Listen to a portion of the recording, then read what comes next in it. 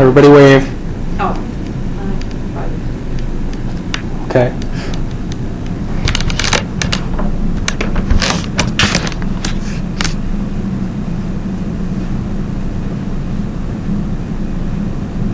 Well, good afternoon. I'm here to give my informative speech, and today I'll be speaking on something that happened again in New Guinea that is a very creative idea, and what they do is they cook their food in the ground. I don't know if you've ever had food that's cooked in the ground, but over there, this is how they prepare their feasts, and it is some of the most amazing food I've ever tasted in my life. So, as I said, a MUMU is a traditional Papua New Guinean feast, and normally they prepare this at a time of celebration. It dates way back. This is not something that they just came up with recently to modern times, but has been a part of their past and culture for as far as they can remember, and like they learned from their forefathers and their fathers before them. So,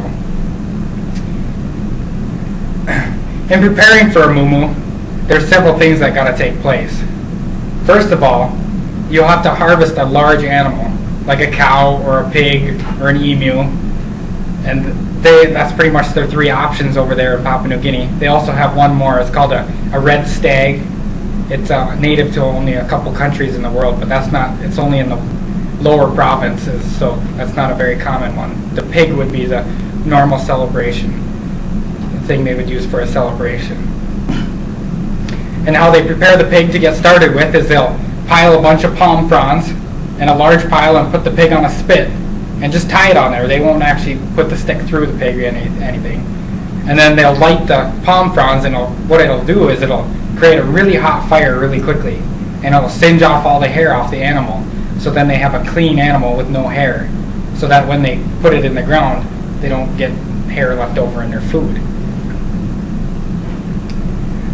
They also harvest about 20 to 30 chickens and other small game to put in with the larger animal. Along with this, they put in sweet potatoes, bananas, yams, basically any larger produce that is grown in the ground that takes a while to cook. They'll put that in there and also add that to the feast. They prepare these by simply like how you would peel a potato for a normal boiled meal at home. They all get in a group and a large family event, and everybody just starts working together.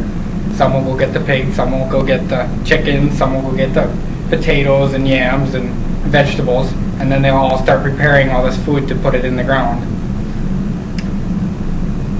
After they have done all the preparation of getting everything, they'll get several hundred of these small rocks, and this is nothing special, just an ordinary rock, and I hope you can all see it. Very fine, beautiful rock, and they'll build a furnace out of hardwood or just a bunch of large logs that are laying around, and they'll get the fire really hot and cook the rocks for up to an hour or two, so that they can be assured that this rock has like a huge has a very high temperature to it, so you wouldn't want to touch it; it'll burn you. And then after every rock has been heated up, they'll dig a hole in the ground, or while the rocks are heating up, they'll dig a hole in the ground, and then once the hole is dug and the rocks are hot, they'll pile about 3/4 of the rocks they have heated up in the bottom of this pit. And the pits are anywhere from about 4 to 6 feet wide and about 2 feet deep. And what they'll do is pile the rocks in the bottom, and then they'll take a bunch of banana leaves and palm fronds again, and they'll lay this across the top of the rocks, which will create a separation from the rocks and the food. And then they'll take all of the food they have harvested and place that in the banana bowl, pretty much, because you can picture a pit. And then they have all the food in there, and then they cover all the food up again with more banana leaves, and then they'll add rocks on top of that again.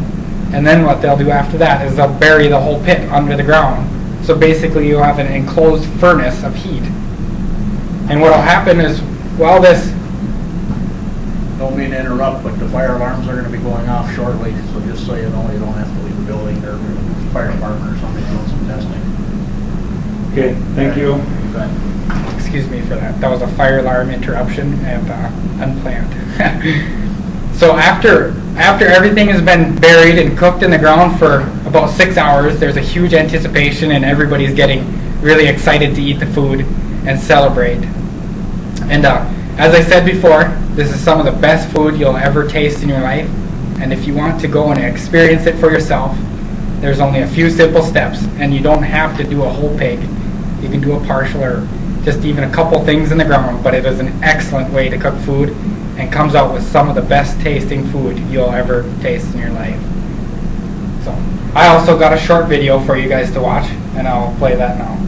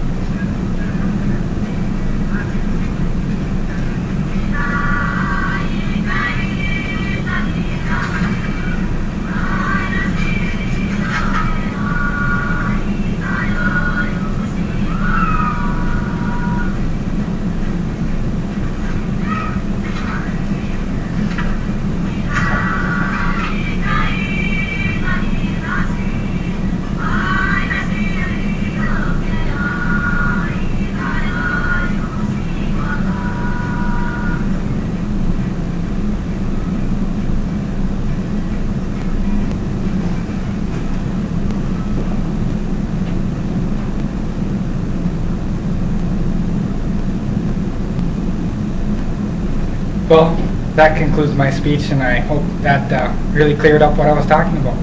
So thank you, and we'll see you next time.